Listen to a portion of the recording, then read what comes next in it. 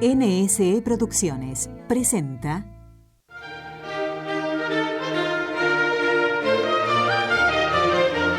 Misiones y evangelización. Nadie es tan pobre que no pueda dar algo. Quien ha conocido la alegría del encuentro con Cristo no puede mantenerla encerrada dentro de sí, debe irradiarla. En este espacio conocerás de cerca la realidad misionera. Con tu oración, tu sacrificio, tu apoyo, contribuirás a la evangelización de los hombres y mujeres de hoy, tus hermanos, que aún no conocen en plenitud a Jesús.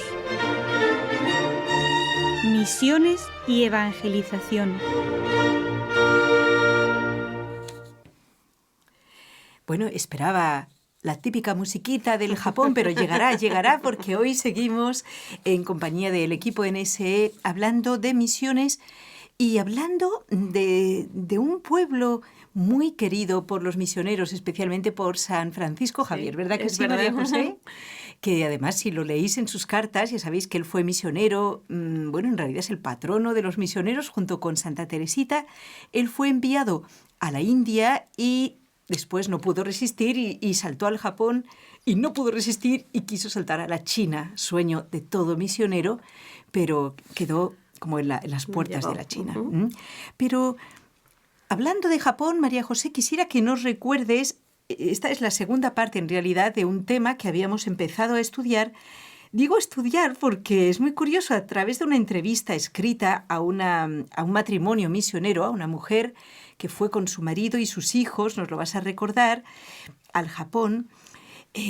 Hemos aprendido mucho de la manera de ser del japonés y también cómo llegarle, porque cualquier misionero ha de querer, como Jesús nos ha querido a todos los hombres, ha de conocer la manera de ser para poder comprender esa mentalidad, entrar, predicarle el Evangelio con sus propias palabras, con, no sé cómo decirlo, ¿no? Con su idiosincrasia, porque si no...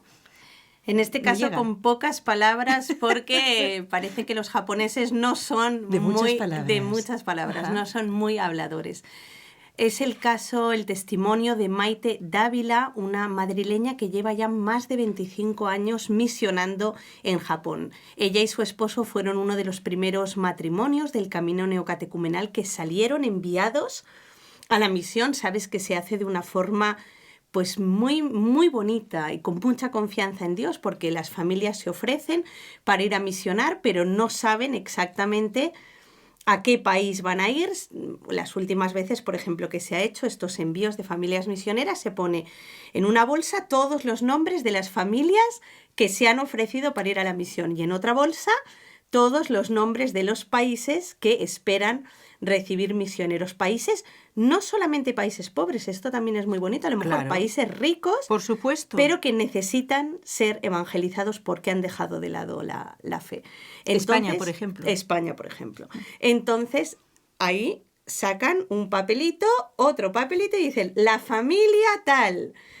Pues eso, a Japón. ¿Aceptas ir a Japón? Y dice que, vamos, todas las familias dicen Aceptan. sí al lugar donde les ha Eso es tocado. maravilloso. Eso quiere decir que claro. no saben el idioma, o sea, son cosas muy increíbles. Es totalmente fiarse de la providencia, porque vas a un lugar donde no conoces el idioma, donde no sabes No tienes trabajo. de en qué obviamente, vas a porque poder es un matrimonio trabajar. con hijos, no lo olvidemos. Con hijos. Entonces, qué bonito, pero qué bonito. Ojalá que en estos programas tengamos ocasión, y te lo comentaba, y creo que sí que lo tendremos, de poder entrevistar a alguna familia misionera del camino neocatecumenal para que nos expliquen estas vivencias. Me parece precioso y de hecho el Espíritu Santo está suscitando en la Iglesia ya desde...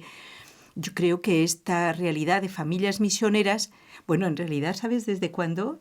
Desde los primeros cristianos, porque San Pablo ya habla de Áquila y Priscila, que eran un matrimonio. Áquila es nombre de varón, aunque termine en ¿Ah, sí? A, claro, y significa águila, Águila. de hecho, y Priscila es como Prisca en pequeñito, ¿no? Un diminutivo cariñoso. Pues ellos viajaron a todas partes en el Imperio Romano, eran, yo creo que son los patronos de los matrimonios misioneros, ¿no? Habría que nombrarlos.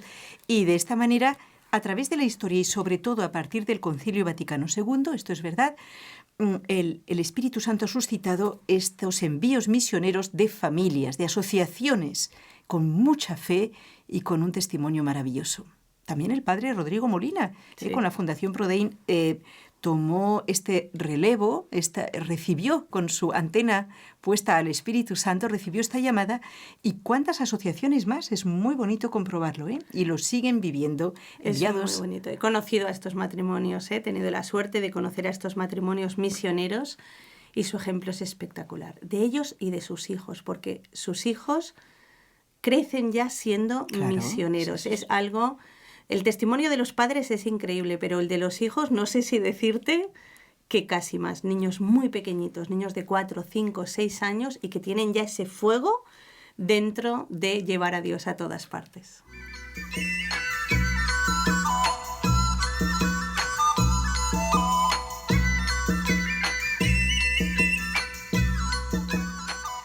Pero volvemos a Japón, porque nuestro tema de hoy es Japón. Y ya estamos pensando cómo conectar con matrimonios misioneros, porque esto hace mucho bien escucharlo y verlo. María José. Te recuerdo, vamos a recordar a nuestros oyentes un poquito la historia de Maite Dávila, que como decíamos lleva más de 25 años en Japón.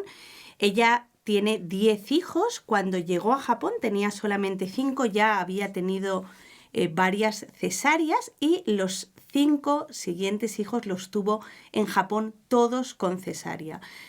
Todos le decían que era un riesgo muy grande para su vida, pero ella contaba en esta entrevista que se fiaba totalmente de Dios y que traer una vida al mundo es algo que vale la pena y que es Dios quien nos cuida y que por eso, pues ella, aunque contaba, recuerdas que de natural ella es muy cobarde, que Así si a es ella le verdad. hubieran dicho Es verdad. que iba a tener que pasar todas estas cesáreas, vamos, que ella por sus propias fuerzas hubiera dicho que ni hablar. Pero cuenta con la fortaleza de Dios. Exactamente.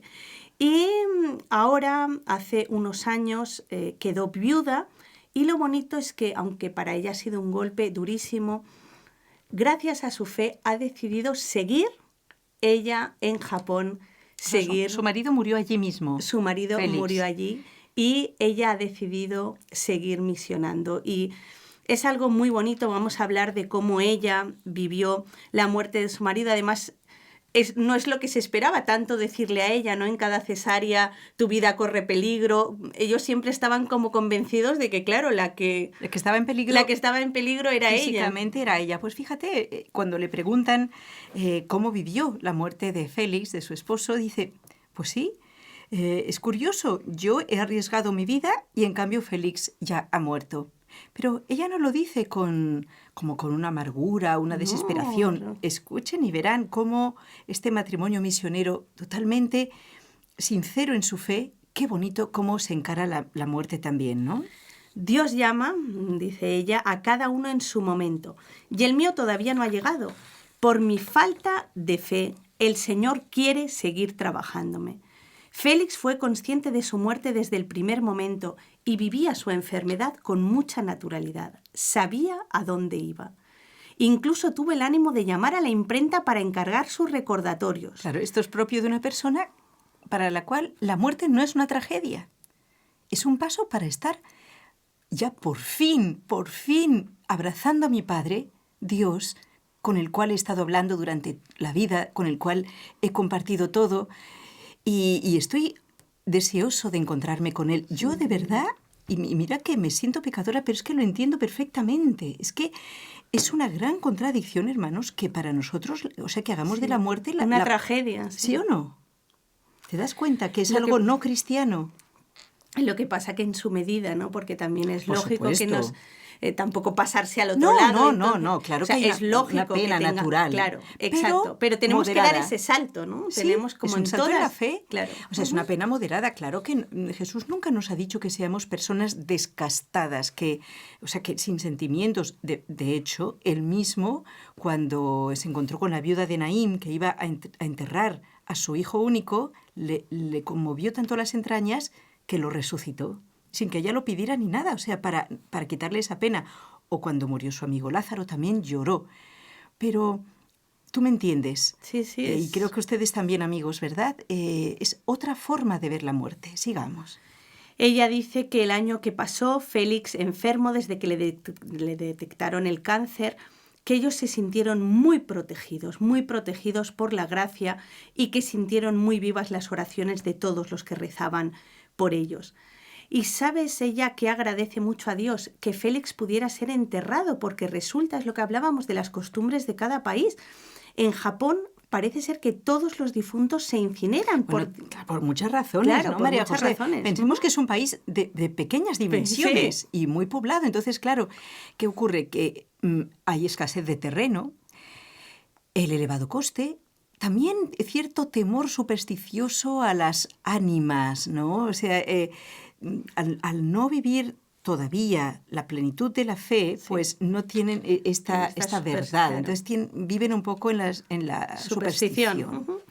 Por eso la administración pone muchas pegas para que una persona sea enterrada, pero ellos mismos, Félix ya en vida, fíjate qué bonito, por eso él lo vivía con esa tranquilidad, con esa paz.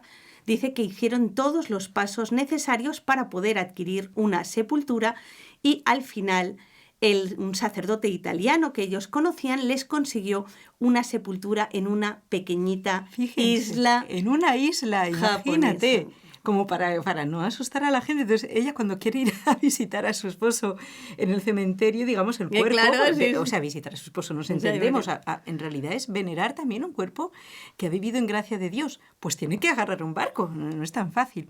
Bueno, ella dice, yo, por supuesto, me apoyaba muchísimo en mi marido. Incluso dice, con gracia, con sentido del humor, lo idolatraba, es decir, lo quería muchísimo. Y su ausencia me hizo caer en una pequeña depresión, que también es algo humano y normal. Pero el Señor me rescató. En mi situación, dos cosas, o me agarro a Dios o me muero, dice ella. Y he visto que, como me dijo un sacerdote amigo... Mira qué simpático lo que dice. dice. Vas a ver esta frase. Es preferible una cebolla con Cristo que un manjar sin Él. Esto es contigo pan y cebolla, ¿no? Es verdad. La cuestión no está en lo que yo quiero, sino en lo que Dios quiere. Entonces ya ella, con este humor y ese apoyo espiritual de un sacerdote santo, entendió que hacer la voluntad de Dios es lo mejor.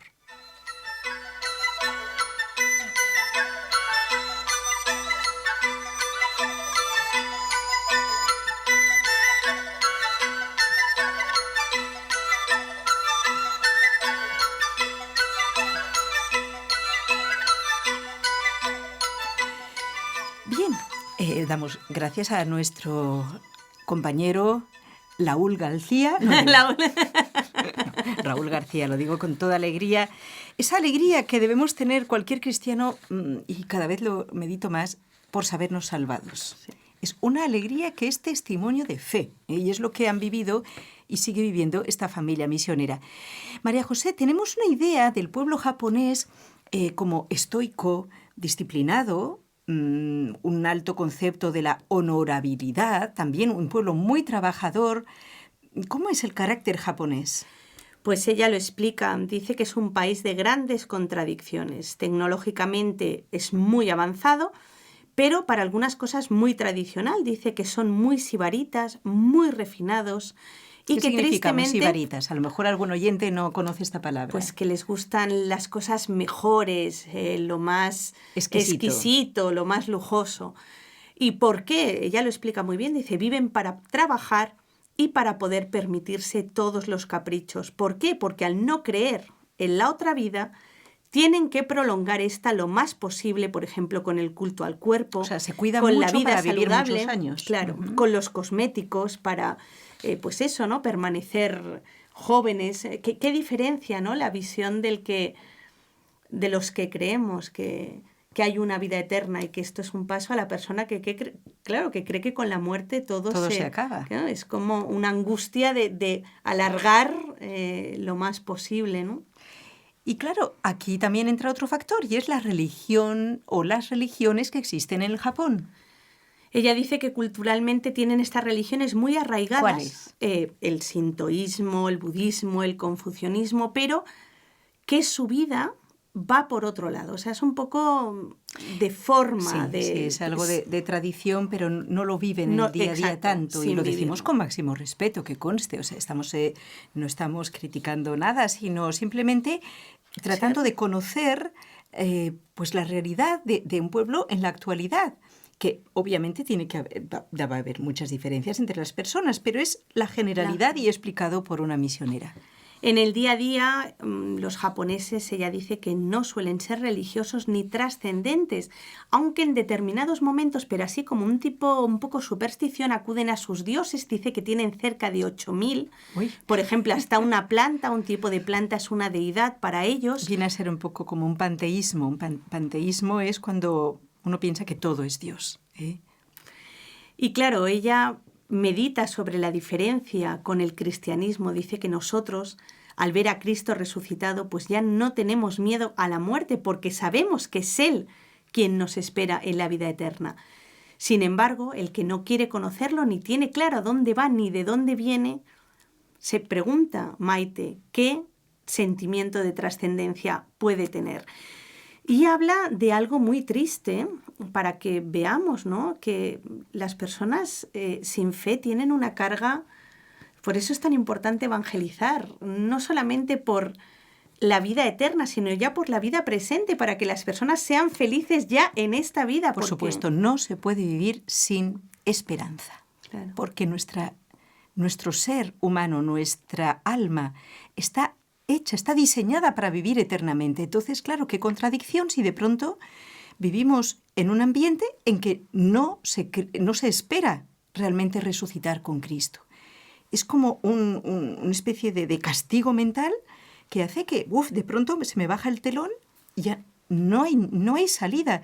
¿Qué ocurre? Pues que ante esto, desgraciadamente en Japón se da mucho, y no quiero alargarme sobre este tema, pero se da mucho el suicidio, incluso cada 15 minutos, y lo que es más triste aún, 2 escolares al día se quitan la vida, incluso niños.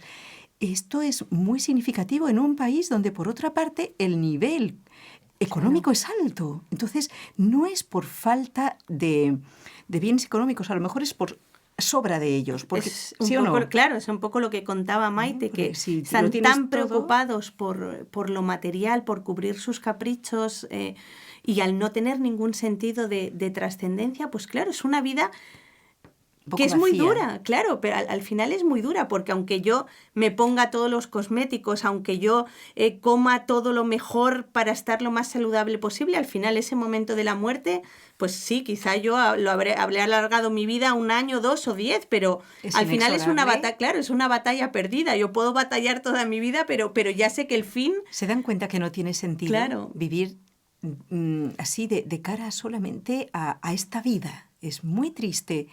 Bueno, pero gracias a Dios existe la esperanza. Y es la tarea difícil que tiene Maite, que comenzó con esta familia misionera y ahora no sé si se encuentra sola o con alguno de sus hijos allí en Japón y sigue misionando. Es poco a poco, hablando, intercambiando con las personas, llegar a demostrar que se puede vivir con una esperanza. Es el testimonio, ella lo dice todo el tiempo y de hecho ahora escucharemos al Papa Francisco cuando envía a estas familias misioneras, que no las envía a hacer grandes obras, no las envía a construir colegios, aunque si lo hacen pues muchísimo mejor, pero en realidad Maite a lo que fue a Japón es a vivir con su familia de una manera normal en el sentido de cómo deberíamos vivir los cristianos si realmente tuviéramos fe, una vida de alegría, una vida de donación a los demás, de hacer el bien a tus vecinos. Ella, por ejemplo, fue a vivir en un barrio donde casi todas las personas eran budistas.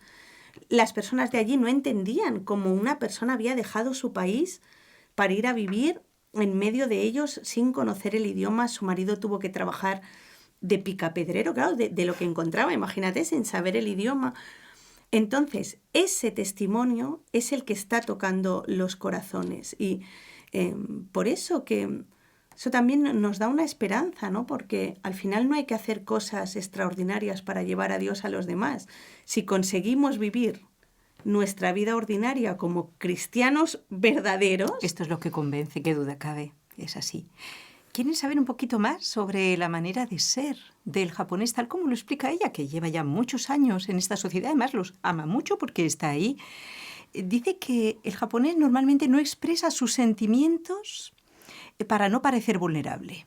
Por ejemplo, un mediterráneo, o sea, un español, un italiano, si está enojado o molesto, lo manifiesta, sin tapujos. Pero ellos no. ellos consideran que manifestar los sentimientos es un signo de debilidad. Y entonces es aparecer hierático, como enigmático, ¿no? No sabes si está contento o triste o enojado. Entonces, por lo visto, aunque haga frío, calor, lo que sea, o que se sienta enfermo, siempre muestra el mismo rostro.